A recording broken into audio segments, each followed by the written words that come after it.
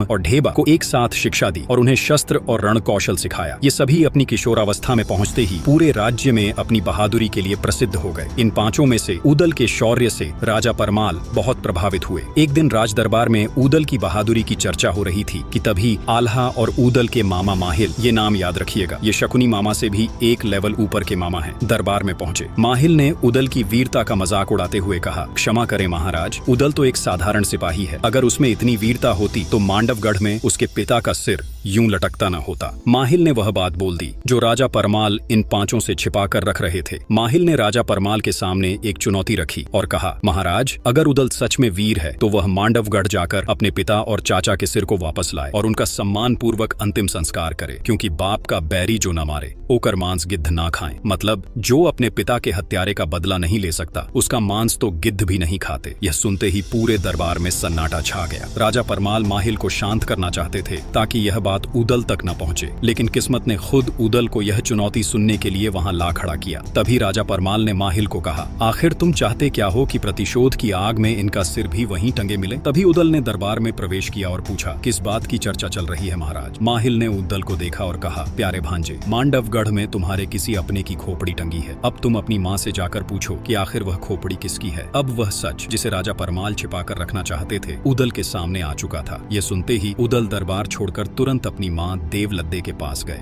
और अपनी माँ देवलद्दे के पास जाकर ऊदल ने पूछा, माँ, सच सच बताओ कि हमारे कुल के किस पूर्वज का सिर मांडवगढ़ में लटका है? देवलद्दे यह सुनकर पहले हिचकिचाई और बोली, मैं नहीं जानती ऐसी किसी खोपड़ी को। और वह ऊदल को शांत करने की कोशिश करने लगी, लेकिन ऊदल का क्रोध शांत नहीं हुआ। उनकी आंखों में प्रतिशोध की ज्वाला स्पष्ट दिखाई दे रही थी। अंततः देवलद्दे ने ऊदल से कह ही दिया, टंगी खोपड़ियां बाप चचा की, मांडवगढ़ बरगद की डार, आधी रथिया की बेला में खोपड़ी कहे पुकार पुकार, कहवा आल्हा कहवा ऊदल, कहवा मलखे लड़ते लाल, बच के आना मांडवगढ़ में राज बघेल जीवता काल। अरे बेटा, अभी उम्र है बारी भोरी, मांडवगढ़ के बरगद पर टंगी खपड़ियां तेरे पिता और चाचा की है। आधी रात में वे पुकारते हैं, कहाँ है मेरा बेटा आल्हा, कहाँ है मेरा पुत्र ऊदल? आगे देवलद्दे ने ऊदल को युद्ध से रोकने की कोशिश करते हुए कहा, अभी तेरी उम्र दूध भात खाने की है, जब तू जवान होगा तभी तुझे इस प्रतिशोध का अधिकार मिलेगा। तभी ऊदल ने दृढ़ता से उत्तर दिया, माँ, शत्रु से बदला लेने के लिए उम्र नहीं देखी जाती। अभिमन्यु ने कम उम्र में चक्रव्यूह तोड़ा था और लवकुश ने बाल्यावस्था में ही पराक्रमी श्रीराम को चुनौती दी थी। देवलद्दे ऊदल की यह दलील सुनकर चुप हो गई। उन्हें समझ में आ गया कि उनके पुत्र के मन में प्रतिशोध की आग धधक रही है, जिसे रोक पाना अब असंभव है। फिर वह ऊदल को मल्हना के पास ले गई, क्योंकि मल्हना राजमाता अर्थात धर्म माता थी। देवलद्दे ने सोचा कि ऊदल अपने धर्म माता की बात को नहीं टालेगा। देवलद्दे अपनी बहन मल्हना के कमरे में जाते ही उनके चरणों में गिर पड़ी, लेकिन मल्हना को पहले से ही यह बात पता चल गई थी कि ऊदल को अपने पिता और चाचा का रहस्य पता चल गया है और अब ऊदल युद्ध में जाने की इच्छा प्रकट कर रहा है। इसलिए मल्हना ने देवलद्दे को सहारा देकर उठाया और अपने पास बिठाया। फिर उन्होंने ऊदल की ओर देखा और बोली, हमारे पुत्र ने अपने जीवन में पहली बार युद्ध में जाने की इच्छा प्रकट की है देवलद्दे, हमें उसे रोकना नहीं चाहिए। यह सुनते ही ऊदल का दिल खुशी से भर गया और वह गर्व से उठ खड़ा हुआ। लेकिन तभी राजमाता मल्हना ने ऊदल से कहा, देखो ऊदल, इस संसार में जितने दिन के लिए जो आया